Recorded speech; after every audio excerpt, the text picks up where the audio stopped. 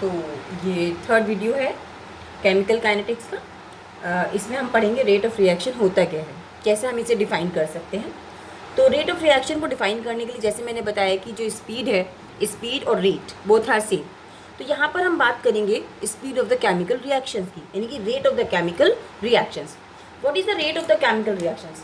Rate of the chemical reaction is change in concentration of a reactant और product. जब भी कोई chemical reactions होती है तो जो रिएक्टेंट का अमाउंट होता है वो कन्वर्ट होता है प्रोडक्ट में। तो रिएक्टेंट का अमाउंट कम होता है और प्रोडक्ट का अमाउंट बढ़ता है। तो क्या कंसंट्रेशन में चेंज आता है, रिएक्टेंट की भी कंसंट्रेशन में चेंज आता है और प्रोडक्ट की भी कंसंट्रेशन में चेंज आता है। तो what is the rate of the chemical reactions? Change in concentration of a reactant और product in unit time is called rate of the chemical reactions. तो कैसे डिफाइन करोगे आप इसे? जब एक गिवन यूनिट टाइम में अमाउंट, कितना अमाउंट रिएक्टेंट का चेंज हुआ into the product, that is called rate of the chemical reactions. तो व्हाट इज द रेट? कैसे इसका फॉर्मुलाइज करोगे इसे? Rate of a chemical reaction is change in concentration upon change in time और time taken is called rate और speed. ठीक है, clear? अब इसके बाद देखिए और हम कैसे लिख सकते हैं और आप कैसे डिफाइन कर सकते हो इसको। ये देखिए, जब भी कोई केमिकल रिएक्शंस होती है, केमिकल रिएक्शंस होने के दौरान हमेशा रिएक्टेंट की कॉन्सेंट्रेशन कम होती है और प्रोडक्ट की कॉन्सेंट्रेशन इंक्रीज होती है। तो हम इसे और कैसे डिफाइन कर सकते हैं? देखिए कैसे डिफाइन करोगे आप इसे, और कैसे डिफाइन करोगे? Rate in terms of reactant. कैसे डिफाइन करोगे? डिक्रीज, हमेशा ध्यान रखिएगा जो कॉन्सेंट्रेशन होती है रिएक्टेंट की वो कम होती है। Decrease in concentration of reactant in unit time or disappearing of the amount of reactant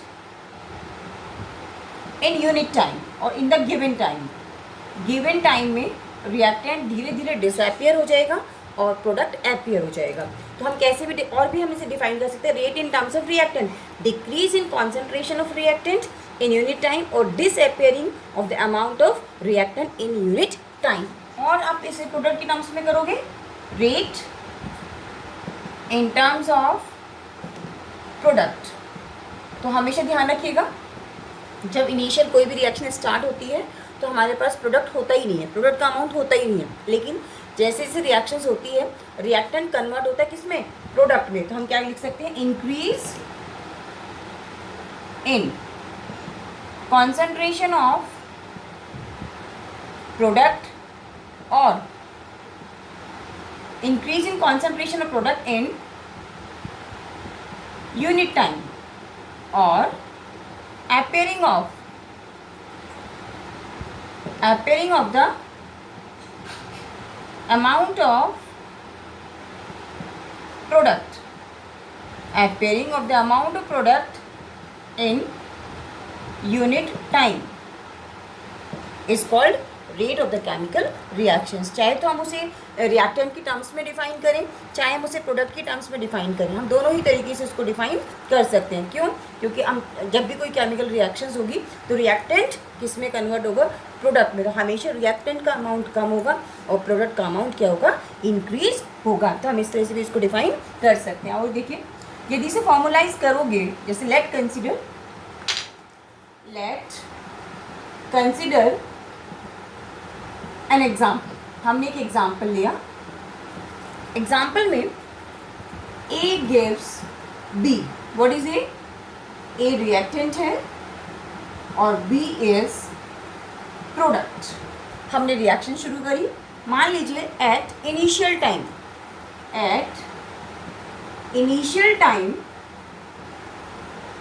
t is equal to 0 second पे हमने इनिशियल टाइम 0 सेकेंड लिया। जो रिएक्टेंट का अमाउंट है हमारे पास that is R1। The amount of reactant at initial time t is equal to 0 कितना है? R1 है। और at time t is equal to 0 जो इनिशियल अमाउंट है प्रोडक्ट का that is P1। After time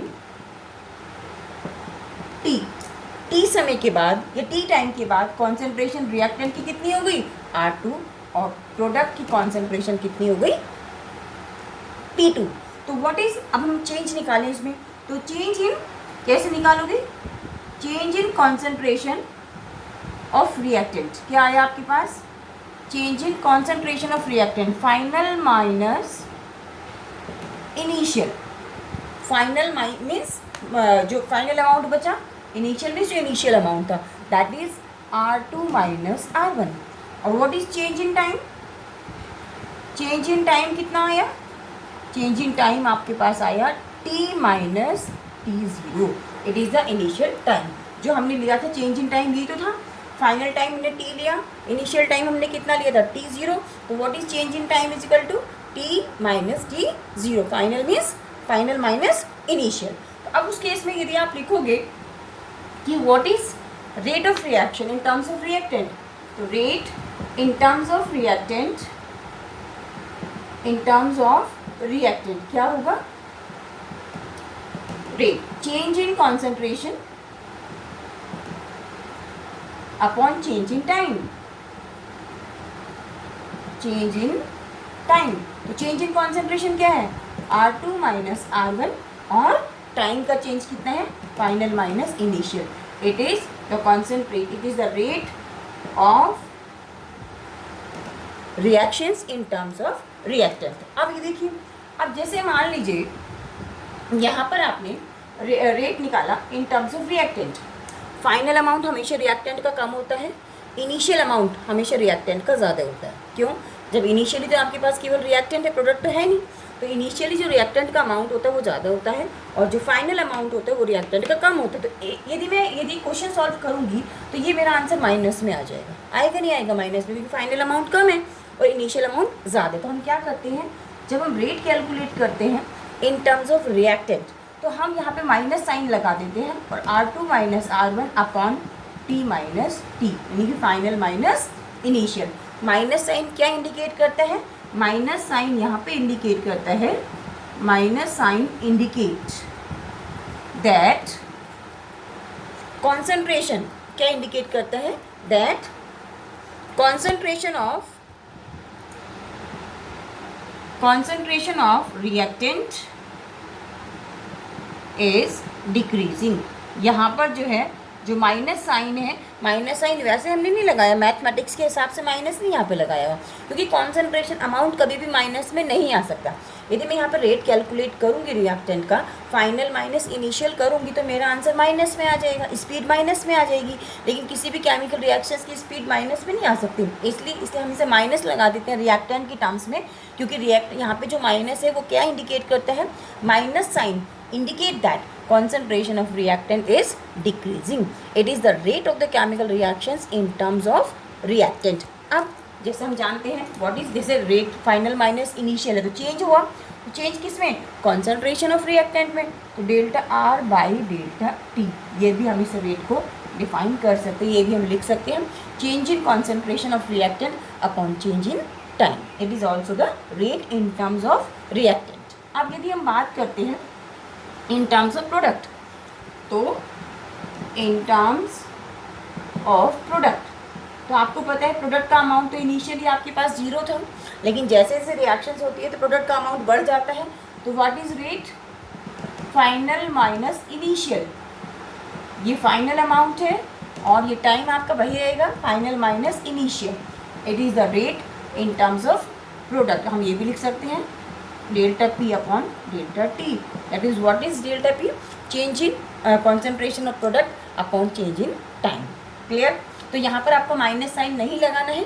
minus sign क्यों नहीं लगाना है, क्योंकि यहाँ पे फाइनल अमाउंट हमेशा ज़्यादा होता है, इनिशियल अमाउंट हमेशा कम होता है, प्रोडक्ट का अमाउंट होता ही नहीं, होगा तो बहुत कम होगा, फाइनल हमेशा ज़्यादा होगा, इनिशियल हमेशा कम होगा, तो इसलिए यहाँ पे ऑलरेडी आपका रेट पॉजिटिव आएगा, तो not need to write down the negative, इसलिए ये पॉजिटिव ही रहेगा, तो यहाँ पे आपको माइनस साइन इंडिकेट करने की ज़रूरत नहीं है।